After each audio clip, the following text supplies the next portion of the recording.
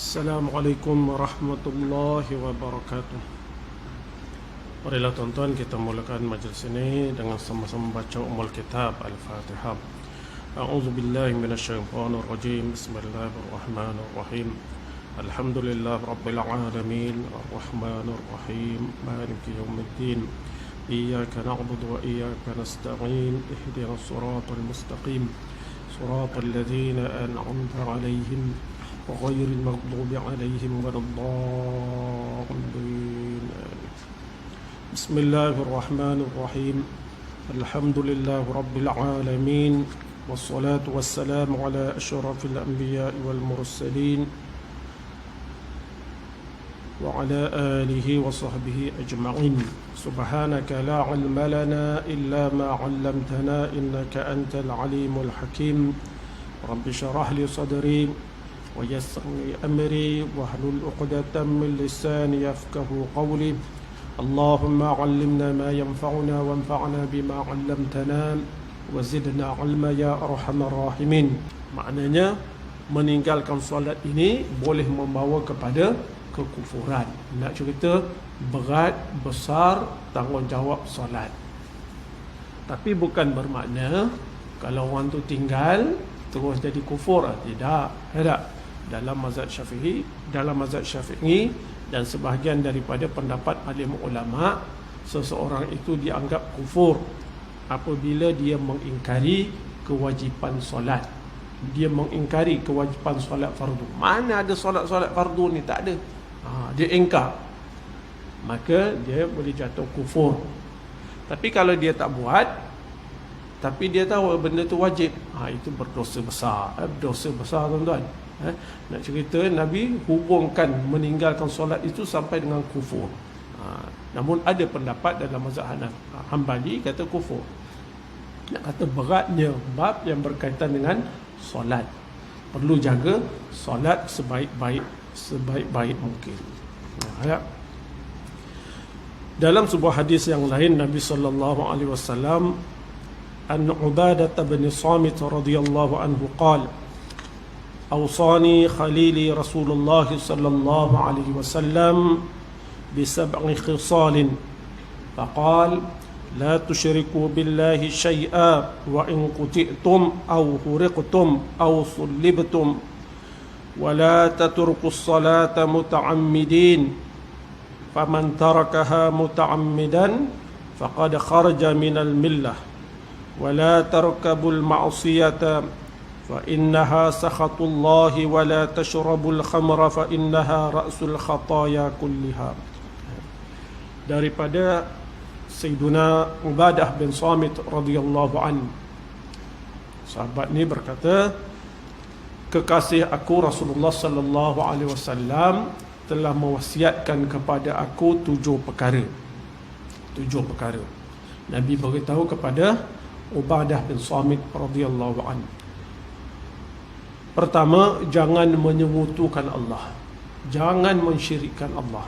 Sebab syirik ini suatu amalan yang paling berat sekali azabnya, yang paling berat sekali dosanya. Jangan mensyirikkan Allah sekali-kali. Walaupun kamu akan dibunuh atau dibakar atau disalib. Maknanya kena jaga iman ini sebaik-baik. Dia adalah cerita lain, kan? Ada seorang sahabat namanya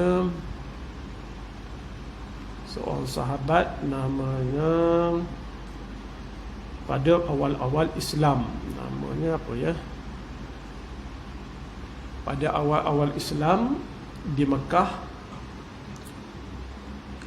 kebanyakan yang memeluk Islam orang-orang yang dhaif. Antaranya seorang sahabat ini dengan ibu bapa dia masuk Islam. Maka disebabkan dia masuk Islam, dia diseksa. Siapa nama sahabat tu? Sumayyah nama ibu dia. Anaknya nama apa? Apa tu? Ammar bin Yasir. Ammar bin Yasir kan, diseksa.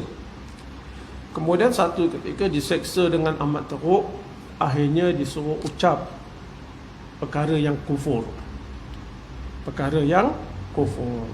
Maka sahabat ni dah tak tahan, diseksa, maka dia pun ucaplah perkataan yang kufur tadi. Selepas ucap, dia pun datang berjumpa Rasulullah sallallahu alaihi wasallam. Ya Rasulullah, habislah aku ya Rasulullah, habis. Apa hal? Kerana saya mengucapkan perkataan-perkataan kufur tadi. Ketika diseksa dengan seksaan yang teruk. Nabi tanya, bagaimana hati kamu? Bagaimana hati kamu ketika itu?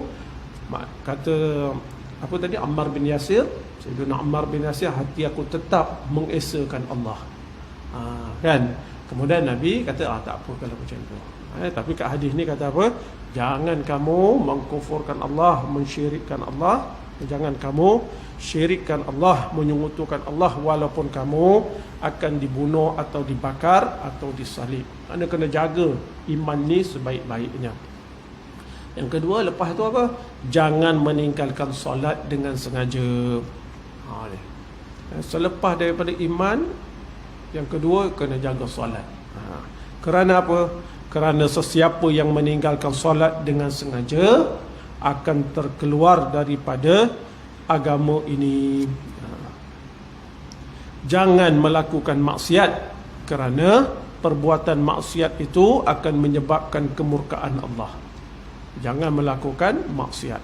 Dan jangan meminum arak, kerana perbuatan itu adalah ibu segala maksiat.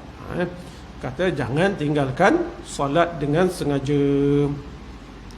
Dalam riwayat lain, dalam hadis lain, disebut oleh Abu Darda radhiyallahu an, katanya Nabi mewasiatkan kepadanya dengan beberapa wasiat. Antaranya, jangan menyekutukan Allah dengan sesuatu, walaupun kamu dicincang, akan dicincang atau dibakar. Yang kedua, jangan tinggalkan solat dengan sengaja, kerana sesiapa yang meninggalkan solat dengan sengaja, maka Allah Subhanahu wa taala tidak bertanggungjawab terhadapnya. Tadi kata keluar daripada agama tak? Yang ini kata siapa yang tinggalkan solat dengan sengaja, maka Allah tidak bertanggungjawab terhadapnya. Maknanya hidup kita ini tak ada, seolah-olah tak ada siapa yang nak beri kebaikan. Tak ada siapa nak beri kebaikan. Kalau kita melaksanakan solat, seolah-olah kita ni, hidup kita ni ada bimbingan, ada pertolongan daripada Allah Subhanahu wa taala. Kalau kita solat pun tak jaga, maka tidak adalah pertolongan dan sebagainya. Baik. Dalam hadis yang lain nak cerita semua ni, cerita apa? Cerita solat ini perlu kita jaga baik-baik. Siapa yang menjaga solat ini, maka baginya ada kebaikan dunia dan juga kebaikan akhirat. Ingat tuan-tuan, siapa yang tak jaga solat, maka dia sebenarnya sedang mencari keburukan di dunia dan juga keburukan di akhirat. Dalam sebuah hadis dalam kitab Imam Bukhari disebutkan kebiasaannya Rasulullah sallallahu alaihi wasallam selepas habis daripada solat subuh, Nabi sallallahu alaihi wasallam akan bertanya kepada para sahabat, adakah sesiapa yang bermimpi malam tadi? Habis sembahyang bagi salam ni baca-baca, Nabi pun toleh kepada sahabat tanya, ada tak sesiapa yang bermimpi malam tadi? Jika ada di kalangan para sahabat yang bermimpi, maka sahabat tu akan menceritakanlah mimpi itu kepada Nabi sallallahu alaihi wasallam, dan Nabi sallallahu alaihi wasallam akan menafsirkan mimpi tersebut.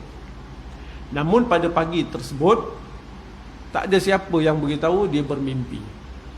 Maka Nabi sallallahu alaihi wasallam pun beritahulah, bersabda kepada para sahabat, semalam saya bermimpi. Semalam saya bermimpi, dua orang datang lalu membawa saya pergi bersama mereka. Kemudian baginda sallallahu alaihi wasallam menceritakan mimpi yang panjang. Dua orang bawa Nabi pergi berjalan, kan, pergi berjalan. Dan panjanglah antara ceritanya.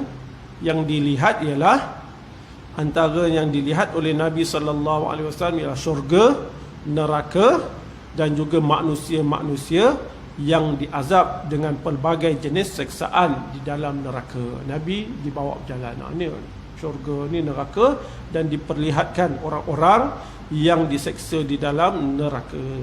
Daripada keseluruhan azab yang dilihat, antaranya dalam mimpi tersebut ialah seseorang yang dihancurkan kepalanya dengan batu dan dihentak begitu kuat sehingga batu tersebut terpelanting jauh. Dia ambil batu yang besar, dia hempuk dekat kepala dia, hempuk. Kemudian batu tu terjatuh, dia ambil lagi, dia hempuk lagi, jatuh, dia ambil lagi, hempuk lagi. Macam itulah kerja dia. Ambil batu yang besar, ketuk kepala.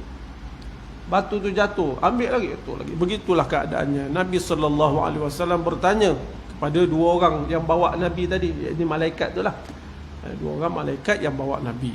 Siapa orang ni? Teruk sangatnya. Maka dijawab oleh malaikat, orang ini pernah belajar Al-Quran. Orang ini pernah belajar Al-Quran dan tidak mengamalkannya, dan dia tidur tanpa mengerjakan solat fardu. Jadi ini orang yang tahu tentang Quran, tapi dia tak ikut Quran.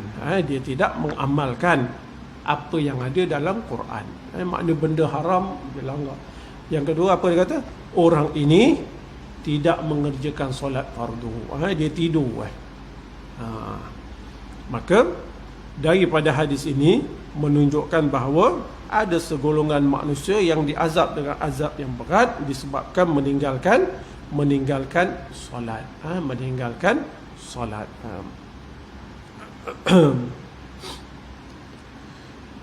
Sayyiduna Mujahid radhiyallahu an berkata, sesiapa yang mengambil berat untuk mengetahui waktu solat, maka mereka akan mendapat keberkatan seperti mana keberkatan yang dilimpahkan ke atas Nabi Ibrahim AS dan keluarganya. Jadi kita disuruh ambil berat tentang solat. Ambil berat tentang solat. Macam ni lah. Antaranya orang yang ambil berat ni kan, dia tahulah pukul berapa. Macam kita lah. Kita, tuan-tuan nak pergi musafir kan, tuan-tuan nak naik kapal terbang, tuan-tuan akan tahu tak waktu pukul berapa? Tahu tak waktu pukul berapa? Pasti tahu tak? Dah tahu kan, lepas tu tanya lagi orang, flight kita pukul berapa? Padahal dah tahu. Pasal apa? Pasal dia ambil berat sangat. Pasal apa? Dia ambil berat dan dia tahu kalau penerbangan ni lepas, rugi kita. Betul tak? Kan? Dah lah duit tak dapat balik. Lepas tu nak cari kapal terbang yang lain pula, tak tahu bila. Dia rasa suatu kerugian yang besar, menyebabkan dia jaga sangat waktu penerbangan ni pukul berapa. Dah tahu pun tanya. Semalam dah tanya, besok tanya lagi dia. Jangan lupa. Pasal ambil berat. Dia tahu kerugian dia. Macam itulah orang yang ambil berat dengan solat ini.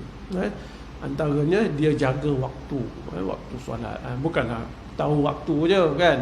Maknanya dia tahu waktu solat ini, dia tahu waktu solat ni pukul berapa, sebab dia nak mengerjakan solat pada waktu yang ada kelebihan. Gitulah.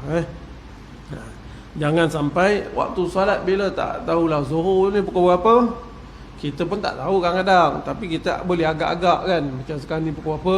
1:30, 1:25, 1:27. Kita boleh agak-agak kan. Sekarang ni katalah 1:26. Tiba-tiba kita tanya seorang mamat ni, pukul berapa solat Zuhur? Biasanya pukul 1 kot. Kan jauh itu, 1 dengan 1:25 tu. Ini berat lah macam ni. Kan? Maknanya apa? Dia tak ambil berat bab solat ini. Bab solat ini. Jadi tuan-tuan, jagalah solat ini sebaik-baiknya.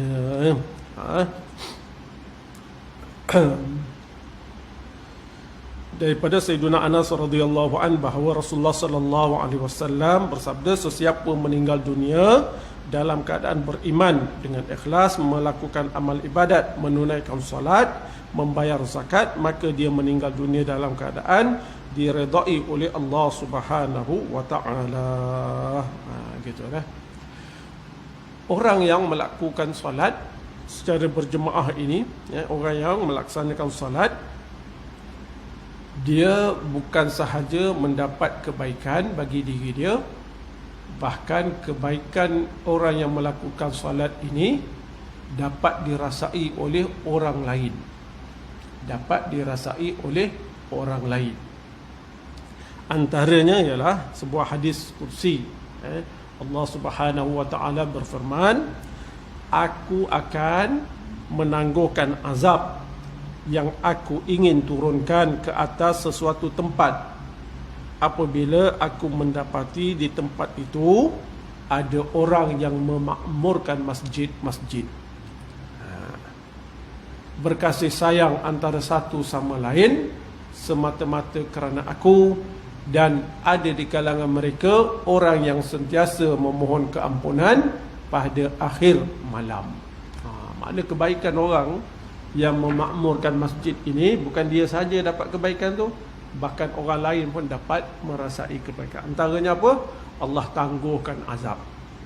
Ya, baru kita pun tanya, baru ni banjir, kan? Itu kita nampak banjir tu. Tangguhkan azab satu hal, kurangkan azab satu cerita lagi. Barangkali azab tu lagi besar nak jatuh, kan? Jadi benda-benda ni, kebaikan ini memang dirasai, memang dirasai oleh orang yang menjaga solat, menjaga solat. Sehingga kan rumah ni tuan-tuan, rumah yang di dalamnya didirikan solat, dibaca ayat-ayat Quran, rumah itu berbeza dengan rumah yang di dalamnya dilakukan maksiat. Beza. Sehingga kan pokok-pokok ni tuan-tuan, pokok-pokok kan, kalau tuan-tuan tanam, ini orang buat kajian lah.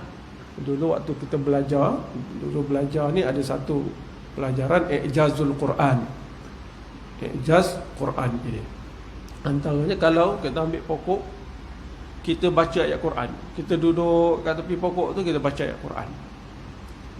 Dengan satu pokok lagi ni, kita duduk tepi pokok tu, kita cakap bahasa lucah-lucah, kita makilah apa ni.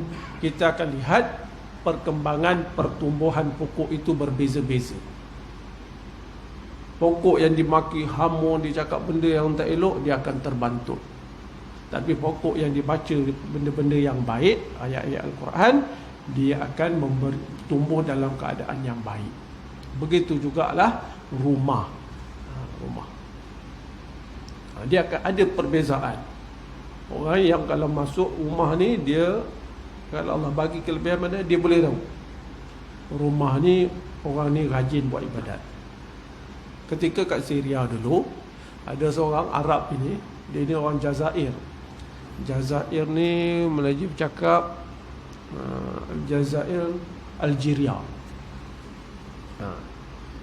Rumah ni 3 tingkat, kita kata kan. Jadi kena naik tangga lah. Kawan saya ni tingkat 1 ataupun tingkat 2 lah, tingkat 2. Budak Jazair ni, budak Algeria ni, kawan dia kat tingkat 3. Kan, tingkat 3. Kawan saya bilik kecil je. Bilik kecil. Tinggal 2 orang macam tu je lah. Tapi budak Jazair ni, dia suka datang rumah kawan ni, rumah kawan saya ni, orang Malaysia lah. Suka datang. Budak tu pun bukan pandai sangat cakap Arab ke apa, tapi dia suka datang, kan. Lepas tu barulah dia pergi rumah kawan dia ke apa, kan. Satu hari ketika saya ada kat rumah kawan tu, dia pun beritahu. Dia kata rumah ni tak sama macam rumah orang lain. Walaupun budak ni bukanlah saya kenal sangat, tapi saya suka datang rumah dia. Tapi dah kenal lah, dah jadi kawan. Pasal apa? Saya tanya dia, kenapa kamu suka datang? Dia kata rumah ni ada cahaya.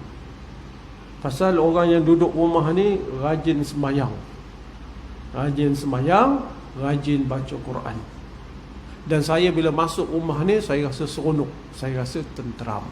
Pasal tu Nabi kata, di dalam rumah jangan jadikan rumah kamu seperti kubur. Kubur maksudnya tak dilaksanakan solat di dalamnya. Lepas tu kita semayang sunat banyak-banyak di dalam rumah tu. Semayang sunat, baca Quran banyak-banyak dalam rumah itu, kerana dia memberi kebaikan. Itu tadi pokok bunga, pokok bunga, rumah. Cuba kita fikir pula, kalau benda-benda tu pun ada mempengaruhi, apatah lagi solat dan Quran akan mempengaruhi hati kita. Sudah tentulah dia akan mempengaruhi kita. Hati jadi lembut dan suka kepada apa saja kebaikan yang diajar oleh Nabi sallallahu alaihi wasallam. Bila kita semayang ni tuan-tuan, antaranya kita mendidik diri kita, ya Allah, aku ni hamba Engkau ya Allah. Kerana Engkau yang suruh, Engkau yang perintahkan aku solat, maka aku solat ya Allah. Walaupun susah, kita akan jaga solat ni. Kemudian Allah suruh kita letak muka kita yang mulia ni ke atas tanah, kita pun letak. Sedangkan tempat lain tak ada kita nak letak muka tu. Padahal kita tadi masuk tu jalan, tapak kaki. Lepas tu boleh pula letak muka kat situ. Pasal apa? Pasal kita tahu kita ini hamba Allah. Bila Allah perintah, maka sudah pasti perintah tu ada kebaikan dan kita wajib laksanakan. Kita nak semayang itu mengajar kita sampai macam tu. Bila kita semayang, kita faham macam tu, semua yang Allah perintah adalah perintah tu perintah yang besar, perintah yang besar, mesti kita jaga. Dan kita kena yakin kalau Allah perintahkan benda tu wajib, pasti benda tu membawa kebaikan bagi kita, pasti. Sampai kita yakin apa saja perintah yang lain, kalau Allah perintahkan, kita pun akan laksanakan, kita pun akan buat. Dan kita yakin kat sana pasti ada kebaikan. Contohnya keyakinan yang ada pada Siti Hajar. Siti Hajar ini isteri kepada Nabi Ibrahim alaihissalam. Ada Siti Hajar. Selepas Siti Hajar melahirkan anak yang bernama Ibrahim, kan, maka Nabi Ibrahim pun bawalah Siti Hajar bersama anak yang kecil baru lahir tu, bawa pergi ke suatu tempat yang tak pernah dia pergi. Pergi ke suatu tempat yang tak pernah dia pergi di Mekah itu. Ketika itu manusia pun tak ada, pokok-pokok pun tak ada, air yang menjadi sumber kehidupan manusia pun tak ada masa tu. Tapi Nabi Ibrahim bawa anak, bawa isteri sampai kat sana. Maka Nabi Ibrahim alaihissalam beritahu kepada isteri kesayangannya dan anak yang baru lahir ni, yang kecil ni lah, dia suruh tinggal kat tempat tu. Tuan-tuan agak-agak macam mana? Kan, kita nak pergi satu tempat, elektrik tak ada pun kita dah pening. Ni air tak ada bang, takkan nak tinggal kat sini? Air tak ada, elektrik tak ada ni. Jadi Sayyidatuna Hajar pun heran, apa hal pula abang suami ni, Nabi Ibrahim ni tinggalkan. Nabi Ibrahim tanya, isteri ni tanya, kenapa ni tinggalkan kat sini? Dah ditinggal nak balik. Yang diberi apa masa tu adalah sekarung buah tamar dan air sedikit. Macam tu je untuk seorang ibu dan anak tinggal. Manusia tak ada. Kenapa ni Ibrahim tinggalkan macam ni? Nabi Ibrahim diam. Nabi Ibrahim dah berpaling nak balik. Kali kedua tanya, kenapa macam ni? Kali ketiga dia tanya lagi, Allahu amaraka bihadza? Apakah Allah yang perintahkan kamu buat macam ni, wahai Ibrahim? Allah ke yang memerintahkan macam ni? Barulah Nabi Ibrahim menjawab, ya, Allah yang perintahkan. Ya tak? Bila dah dengar kata Nabi Ibrahim, Allah yang perintahkan, apa kata Sayyidatuna Hajar? Kalau Allah yang perintahkan, pasti Allah akan jaga kami. Pasti Allah akan beri kebaikan pada kami. Yakin itu. Kita semayang-semayang ini, kita nak didik supaya kita yakin dengan perintah Allah, yakin dengan apa saja suruhan Allah. Bukan sahaja solat saja kita patuh, bahkan perintah-perintah yang lain pun kita patuh. Pasal kita tahu kita ni hamba Allah, dan kita yakin setiap perintah Allah pasti mendatang kebaikan. Bila Allah perintahkan kepada kita manusia ni melaksanakan peraturan dia, peraturan dalam kehidupan ni, kita apa kita akan buat? Kita akan laksanakan. Kalau Allah kata benda tu haram, kita pun tetap kata benda tu haram. Tapi yang ni ustaz, dapat duit banyak ustaz, tapi benda tu benda haram, kita akan kata apa? Tak. Kalau Allah kata benda tu haram, pasti benda tu tidak akan membawa kebaikan bagi kita, pasti. Sehingga kita menjadi yakin dan kita bersungguh-sungguh memegang perintah Allah Subhanahu wa ta'ala. Lepas tu Sayyidatuna Hajar kata, kalau Allah yang perintahkan, maka pergilah kamu, baliklah kamu, kerana Allah pasti akan menjaga kami dan Allah tidak akan mensia-siakan kami. Sebab kita taat perintah Allah, akhirnya maka datanglah ujian kepada Sayyidatuna Hajar. Akhirnya terbitlah air Zam-Zam, kan, sehingga diminum pada sampailah hari ini dan bila-bila. Kemudian datang pula manusia yang ramai ke Mekah. Macam itulah tuan-tuan, kita yakin setiap perintah Allah itu kalau kita laksanakan pasti mendatangkan kebaikan bagi kita. Apatah lagi kat sini perintah solat. Perintah solat pasti akan mendatangkan kebaikan. Satu tuan-tuan, orang yang solat, dia faham solat dia tidak akan mempertikaikan hukum-hukum Allah Ta'ala. Yang ini tak sesuai lah, ini tak boleh, dia takkan cakap. Pasal apa? Pasal macam mana solat kamu boleh terima, tapi hukum yang lain kamu tak boleh? Tak boleh. Dia tak masuk. Dia jadi pelik semua. Dia jadi pelik. Pasal tu tuan-tuan, solat dijaga dan hukum hakam yang lain pun dijaga, dipelihara. Baik.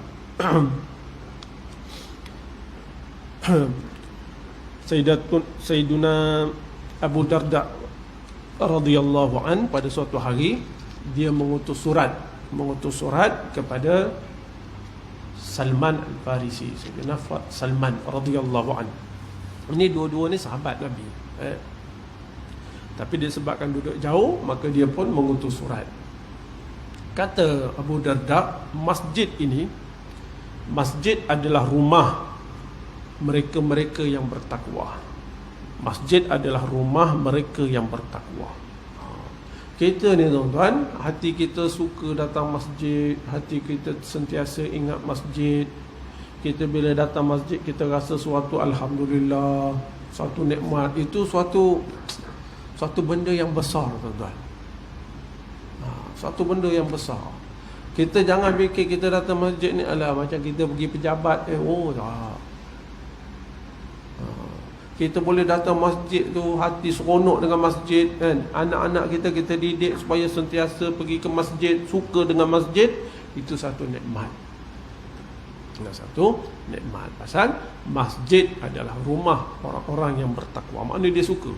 Baik. Kemudian Allah Subhanahu wa ta'ala berjanji, dia tulis surat ni, aku akan menurunkan rahmat ke atas orang yang menghabiskan kebanyakan masa mereka di dalam masjid. Dia suka duduk masjid. Jangan macam lipas kudung. Duduk masjid dia panas. Saya ada dulu seorang ni, dia tak boleh nak duduk masjid, tapi dia semayang. Tapi dia asyik semayang kat rumah je. Dia tak nak pergi masjid. Kan? Tapi hari Jumaat memang terpaksa pergi masjid lah. Kalau hari Jumaat dia pergi masjid, dia datang kan, dia duduk dalam kereta. Dia duduk je dalam kereta. Bila orang nak semayang, barulah dia keluar. Kalau lah jemaah tu ada kat luar-luar sana, dia tak kisah. Asalkan dia boleh bentang sejadah, dia semayang. Habis dia semayang, terus dia balik. Jangan jadi macam tu. Kita mesti rasa seronok, suka duduk di masjid. Allah turunkan rahmat, Allah turunkan keamanan, ketenteraman, kebaikan bagi orang yang duduk dalam masjid ni. Tapi duduk, buatlah benda-benda yang baik. Aku akan mengurniakan rahmat kepada mereka dan aku akan memudahkan kehidupan mereka. Turunkan rahmat dan memudahkan kehidupan mereka. Aku akan memudahkan mereka melintasi titian sirat pada hari kiamat dan mereka akan memperolehi keredaanku. Ini tuan-tuan, suka duduk di masjid. Lepas tu tuan-tuan, kita ni tuan-tuan ada masjid lah, ada masjid. Bukan kat sini. Ada tempat masjid, dia panggil guru-guru ni datang mengajar. Kan? Dia panggil guru ni datang mengajar. Kadang-kadang Pak Imam, Tuan Imam ni lepas habis semayang, dia kata, tuan-tuan, hari ni ada kuliah yang disampaikan oleh ustaz ni, ada. Tapi lepas tu dia pula sendiri balik. Itu pun satu hal lah tu. Kita panggil ustaz datang mengajar, tapi ustaz datang mengajar, AJK pun balik. Ini jangan tuan-tuan. Kadang-kadang kita panggil ustaz tu datang mengajar, kita adalah ilmu sikit-sikit, bukan hebat mana pun. Cuma orang yang tak ada ilmu sangat ni, dia ilmu sikit, dia rasa ilmu dah hebat lah. Bila datang ustaz, tak apa, aku benda-benda ni tahu, dia pun balik. Jangan, rugi tuan-tuan. Kita walaupun pandai lah, kan, ilmu banyak, kalau nak tahu betul pandai tak pandai, kita tak akan tinggalkan majlis ilmu kalau kita memang boleh duduk. Ni tak, setiap kali datang ustaz lain datang, ustaz tiap-tiap hari balik. Tapi pandai pula datang balik waktu isyak. Nak dekat waktu isyak, imam tu pun datang.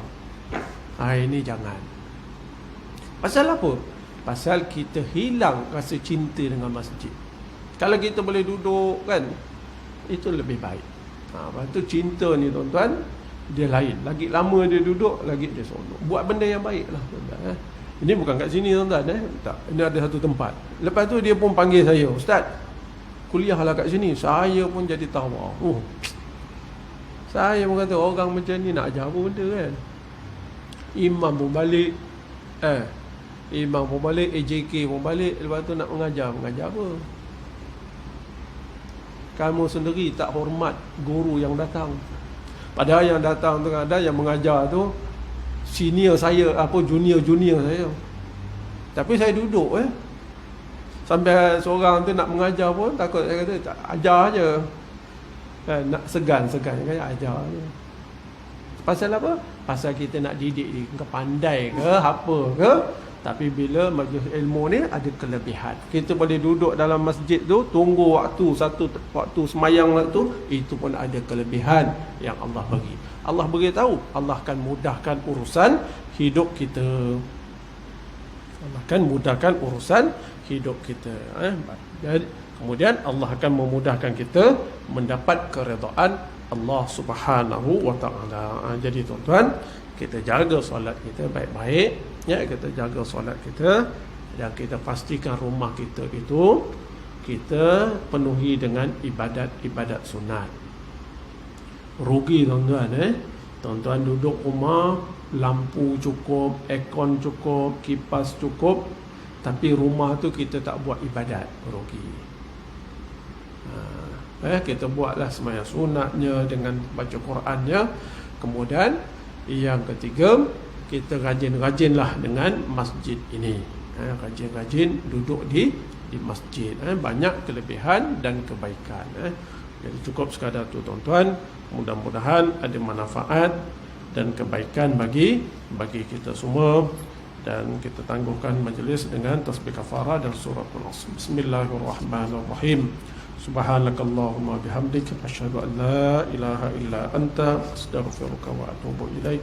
Bismillahirrahmanirrahim. Wal 'asr innal insana lafi khusr illa alladhina amanu wa 'amilus shalihat wa tawassaw bil haqq wa tawassaw bis sabr. Assalamualaikum warahmatullahi wabarakatuh.